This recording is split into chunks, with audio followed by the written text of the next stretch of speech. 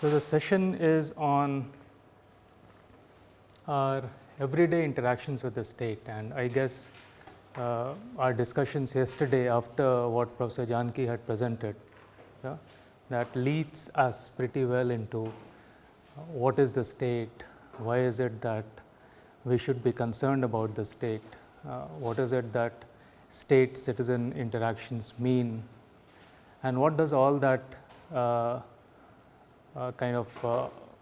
what is it that we can understand or we can abstract in the context of an increasing reliance of the state to use digital technologies in its everyday interactions. Yeah? This is what we will cover in this session.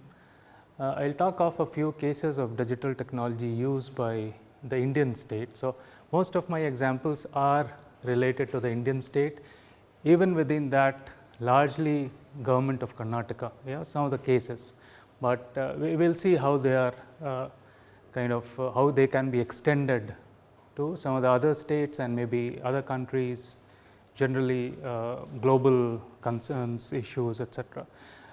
We do see an increasing use of digital technologies by the state, and as a citizen, how do you interact with the state using digital technologies?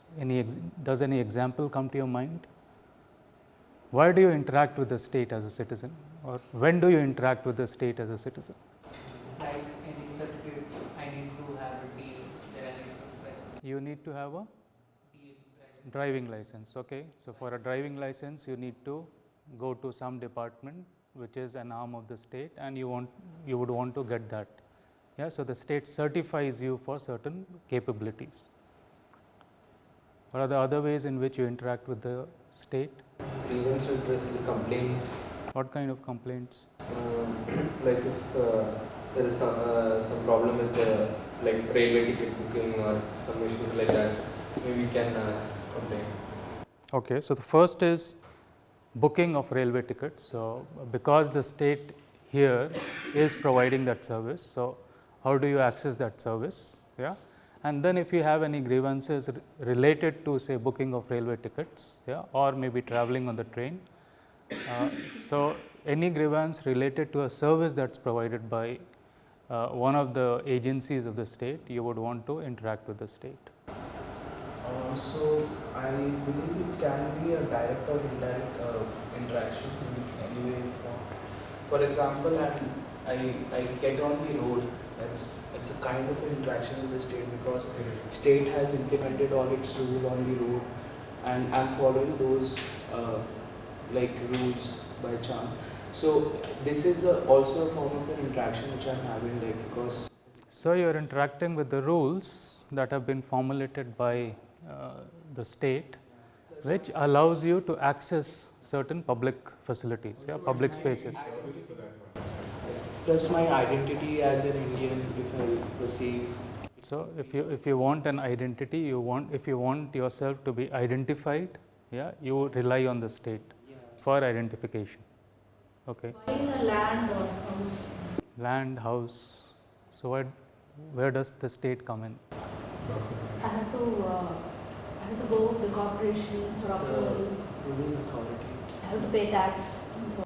Okay, so after you have bought, so once you own a. Buying, I have to go for registration. Okay, so you have to get your transaction registered by the state, yeah, that provides certain legal validity to the transaction. You are free to engage in a private transaction, but it may not be upheld by a court of law unless the state bears testimony to the fact that there is a transaction that has happened between two parties. Okay. So, there are a lot of ways in which we interact with the state. Yeah. Increasingly, a lot of those interactions are being mediated by digital technologies. Yeah.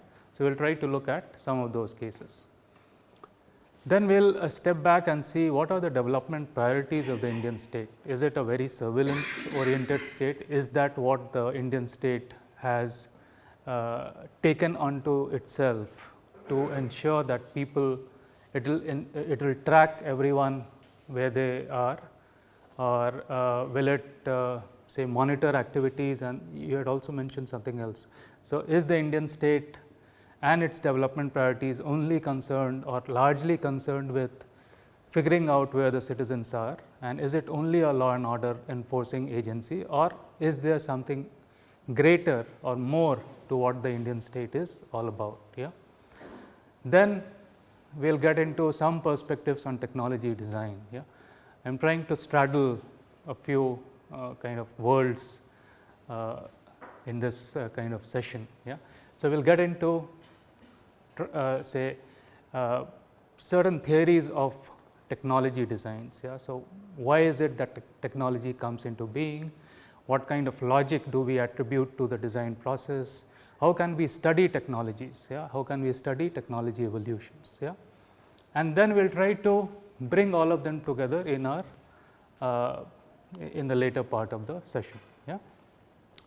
So, that is how I plan to go about doing it.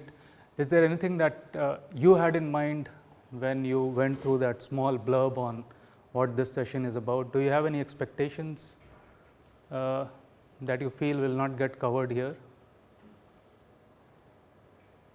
No? Okay. So, but do feel free to interrupt whenever you have any concerns. The first case that we will look at is the public distribution system. All of you are aware of the public distribution system. What is this? What a public distribution system is?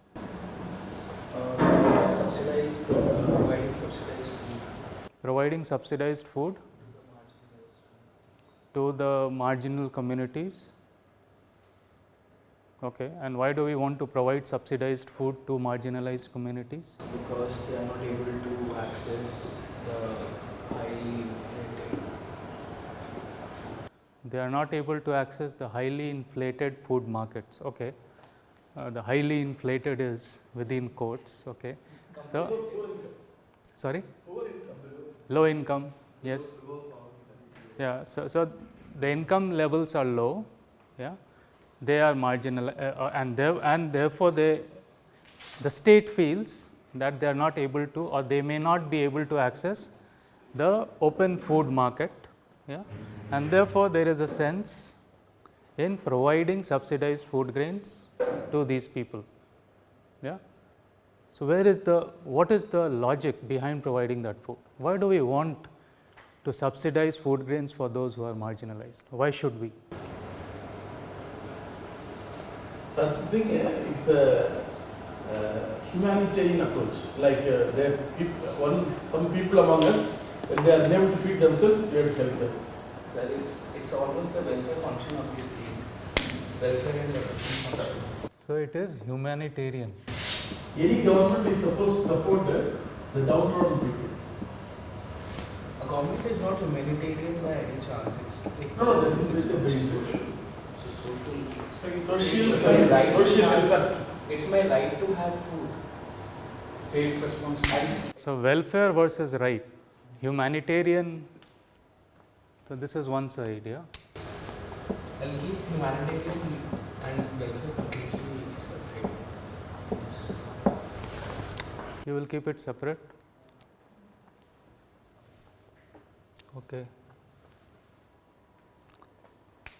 So, one is the state, or there is one argument which if you take that argument, you feel that the state needs to be taking care of the welfare of its citizens, and if it feels that there are certain groups which are not able to access, say, food, which is in many societies a basic requirement for survival. In fact, for human beings, it's a basic requirement for survival. So, it's the state's responsibility to take care of that need of people, and that's a welfare orientation of the state in play. Yeah. To a certain extent, there is, as humans, we are expected to engage in human behavior, and which distinguishes ourselves from, say, other living organisms, and that requires us to ensure that everyone gets food, gets access to certain basic services. Yeah. On this side is a rights perspective. There is, as a citizen of the country, we have right to food. Yeah. Do you see the distinction? When it's a right, yeah, some of you in the development studies would definitely appreciate this, but when it's a right, it's not a welfare, or it's not, we are not invoking on humanitarian, charity, those kind of words. You are saying it's my right, yeah, and as a state, you have to uphold my rights. Yeah. So, there are different perspectives that can guide the state to formulate a scheme like this. In case of India, this does not start with this.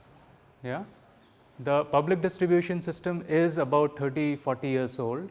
Yeah.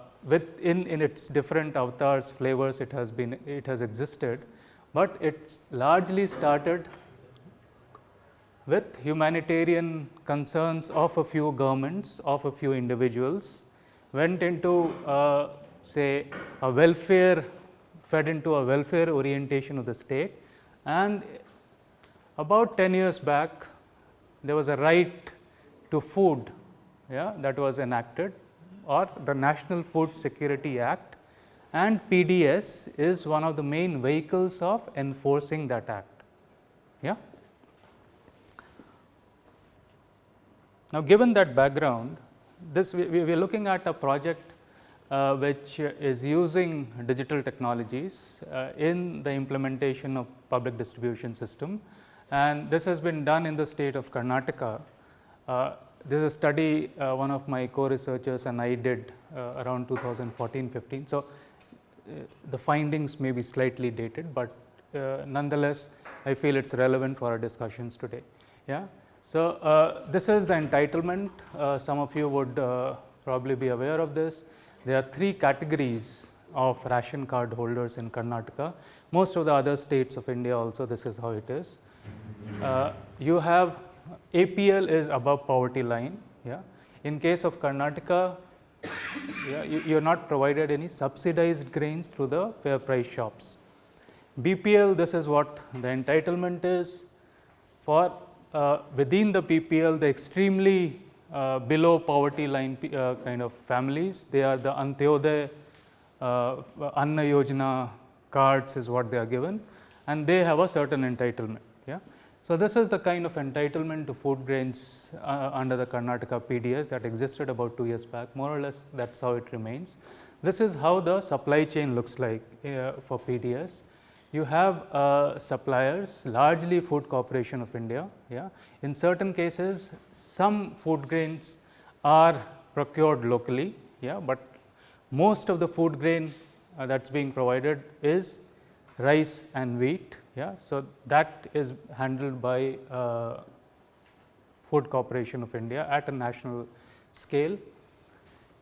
Comes to authorized wholesale dealers, roughly at a district taluk level, goes into the authorized ration dealers or the fair price shops, and from there it goes to the people who have these cards and can access and have an entitlement to certain quantities of food at a subsidized price. Yeah. Now, in this context, as a state, what, and given that this is what guides the state to have a service like this, where do you see some of the failures, or what do you see as some of the problems that could occur in a system like this?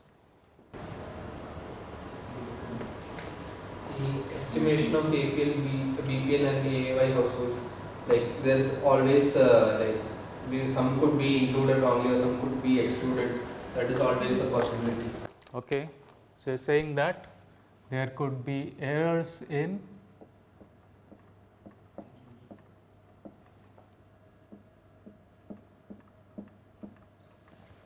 and this not inclusion, sorry, this is actually exclusion error.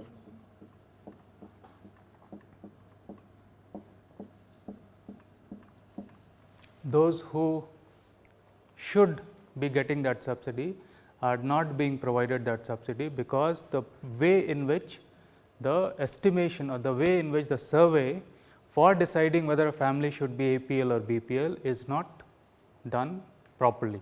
Yeah. So, that is one of the ways in which errors could creep in into a system like this. Yeah. There could be families who need the state subsidy, but are excluded. What could be other errors? So, so what kind of corruption in distribution will come in? So, that is where we talk of a bit of leakages. Yeah. There might be a lot of leakages. So, one is leakages, and it may happen at all these levels. Yeah. So, it could happen at the level of the Food Corporation of India. Some grains could get diverted from there. Some grains could get wasted at the Food Corporation of India, because there are not proper arrangements for storing them. Yeah. In the transit from FCI godowns to the, say, taluk or district level godowns, there could be some leakages. Yeah. Again, some on genuine grounds of wastage or acceptable limits of wastage, some because there is a collusion that happens between a few parties, and that leads to diverting food grains in the open market.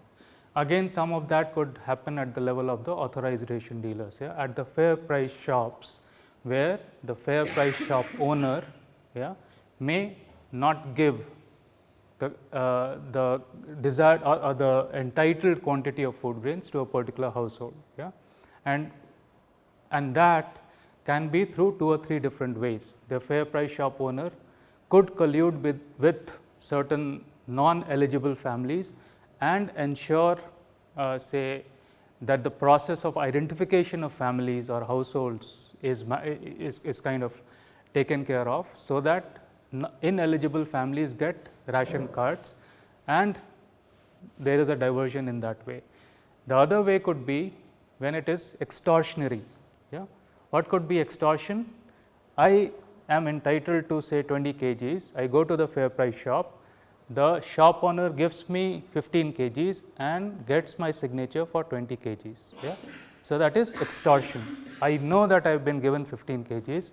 I know that I am entitled to 20 kgs, but then because the shop owner is indulging in that extortionary practice, I have to make do with only 15 kgs, or else I will not get anything. Yeah. So, a bit of collusion to ensure that you have, say, bogus cards, yeah, a bit of extortion, and that is when what you are doing is you are saying that I wield a disproportionate power over the beneficiaries, and therefore, I will extort. The third could be you could have a lot of ghost cards. Yeah. So, a lot of these inclusion errors, for example, are related to your cards. So, they are bogus cards, they are duplicate cards, and they are ghost cards. So, you do not have families, but those families have been created to siphon off food grains. Yeah. So, there could be some of these inclusion errors, there could be exclusion errors, there could be leakages.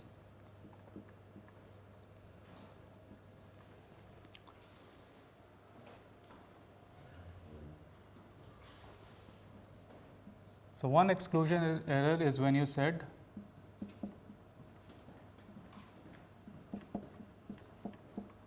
eligible households are left out. What could be the other form of exclusion error?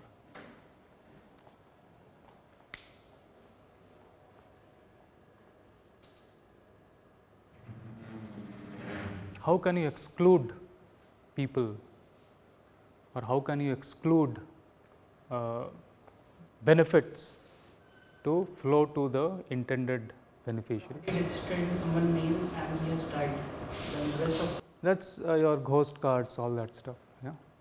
If a BPL card is marked as APL, is that an exclusion error? Yeah, that's so eligible households are left out. Yeah. What is the intention? Why do you want this to? What is the purpose behind the scheme? The people that without homes, they are covered. Yeah, all of them are covered. Really, No, but how they will be identified where they are living like? There is a survey that is expected to be carried out every year. No. The point is, when they don't have homes, to which shop they will be there at right is entitled, like how to identify where to buy or something like that. They may keep moving every now because they are living on platform. So that's one of the issues. So they get excluded. So these are eligible households, but because they keep on moving, they don't have a permanent place of residence, they are excluded, even though they should be provided that security of food. Beggars don't bother about these things, even though they are entitled. Whether they bother or not, if they have a right, the state should be enforcing that right. So it is an exclusion error. Yeah, beggars by and large they are left. Yeah, so that's more like an exclusion error. What is it that we are trying to achieve through this? Yeah, the right. What is the right? Which right are we enforcing through PDS? To life. Right to food is still enforced. The right to food is misleading because when you ask right to food, then why don't you work and seek food? That next question comes. Then right to employment. Then right to employment is right to education. So many things. We will not go there. This is National Food Security Act. The national, as a nation, we have agreed that there is a right to food security. Yeah. So every person or every citizen of our country should be secure in terms of food availability, and that the state enforces through this scheme. So right now, the logic behind the existence of a scheme like this derives from the National Food Security Act. Yeah. So what is it that we want to achieve through this scheme? Food security. Yeah. So one is the food does not reach the people. Yeah. But we don't expect that the people, once they have that food, yeah, what do we want as a state? We want as a state for them to consume food. Yeah, we don't only want the grains to get into their houses. We want them to consume food. So if you consider that perspective, how could people get excluded if they don't consume food?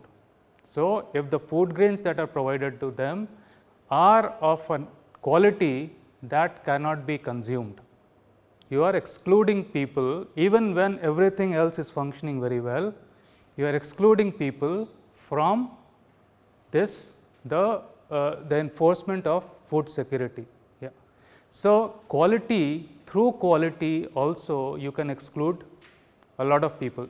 So while all your and everything might be working well, there is a fair average quality of food grains that is expected to be supplied through the fair price shops. If you degrade the quality of the food grains, what will happen, and what happens in many cases, the food grains are taken and they are fed to the cows or they are fed to the goat. Now that is not what we are interested in as a state. The Food Security Act at this point applies to human beings. Yeah. We are not, the National Food Security Act has not considered goats and cows at this instant. Yeah. So if you are indulging in that, that is another way in which you are excluding people, right.